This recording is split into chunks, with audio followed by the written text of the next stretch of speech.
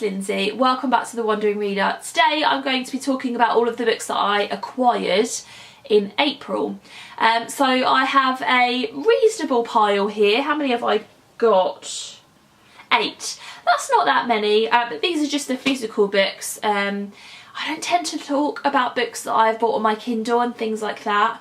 I mean, you guys can let me know, is that something that you're interested in learning about, things that I've picked up on my Kindle or as part of my Audible credits? You guys can let me know. But for now, I'm just going to talk about the physical books that I have acquired in April. So the first of those I won in a competition, and it is A Sister's Sorrow by Kitty Neal. I follow the Avon Books account on Twitter, and they often do competitions, and I, you know, just kind of retweet whatever they had put there or something like that, and I won one of them. This is not normally the type of book that I would pick up. It's kind of like historical saga-esque, so it's about a couple of siblings, and you know, their mother dies and then, you know, one of them's left to care for the other. It's set in London in, oh, I don't really know when. Does it say? Yeah, I don't really know.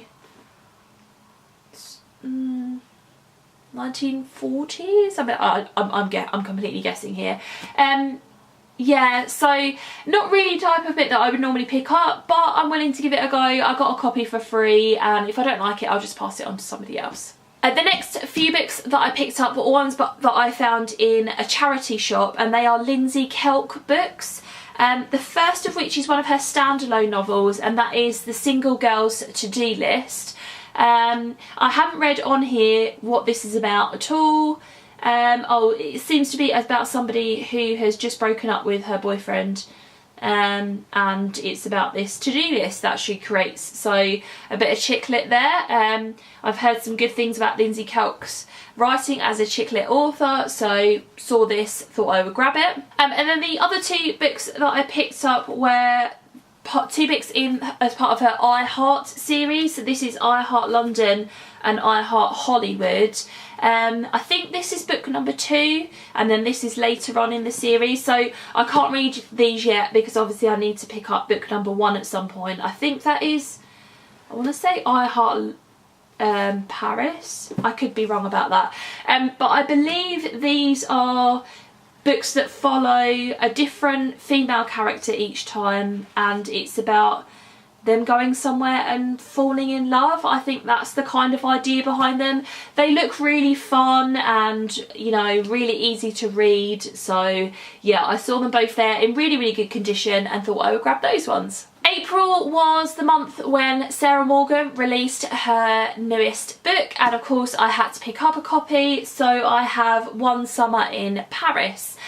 This follows 2 friends who go to Paris, or go to Paris for the summer, spend some time working in a bookshop. I mean, that just ticks loads of my boxes. Of course, this is Sarah Morgan, so I love Sarah Morgan's writing, and she is writing sort of more contemporary chick lit stuff now, so yeah, really, really happy to have a copy of this, and it's got these lovely flapped edges with some postcards on the inside. I won't be taking those out, but there we go. And then the last 3 books that I have got to show you are ones that I picked up on a trip to Waterstones earlier in the month. So the first of those is Record of a Spaceborne Few by Becky Chambers. I mostly picked this up for my husband. I do, he's read the other 2, and in fact he's read this now as well. Becky Chambers writes this is a sci-fi series that she has written, and it follows different alien spacecraft as they're doing different things in space, and I've heard it's a very diverse series and things like that. I'm not sure that this is going to be necessarily for me. I might pick up the first book eventually. I'm trying to find it on my shelf and I can't see it, but thought I'd mention it anyway. The second book I picked up in Waterstones was Illuminae by Amy Kaufman and Jay Kristoff.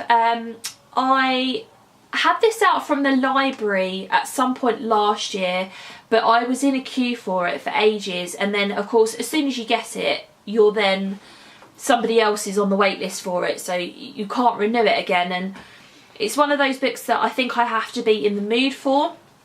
And I was watching one of my backlist videos on my watch later list of people's sort of like favourite books of the year, and Lisa from Books and Smiles did a video where she talked about series that she'd read, and she talked again about this series, and I had heard her talk about it before and amongst various other people, you know, and say it was very good on audio and things like that. So I thought while I was there I would see whether I could get a copy of it, and I did find a copy. This is a YA sci-fi series, and it's told in different kind of multimedia, so you can see that there, I think it's like emails and like DMs and things like that. So yeah, I was intrigued about it after I heard Lisa talk about it again, so I thought I would pick up a copy. And then the last book that I picked up was Boy Erased, a memoir of identity, faith and family by Garrard Conley. This is a non-fiction book, obviously, that is about Garrard's life, and he grew up the son of a Baptist pastor, couldn't pronounce that word then, and deeply embedded in church life in small town Arkansas. He was terrified and conflicted about his sexuality. When he was a 19-year-old college student, he was outed to his parents and forced to make a life-changing decision: either agree to attend a church-supported conversion therapy program that promised to cure him of his homosexuality, or risk losing family, friends and the God he'd prayed to every day of his life. So this is about him going on that program and what it was like and things like that, and I have heard some very good reviews of this so far, and I believe they're turning this into a film. I think that's the case, because I purposely sought out the non sort of film tie-in cover because I liked it better.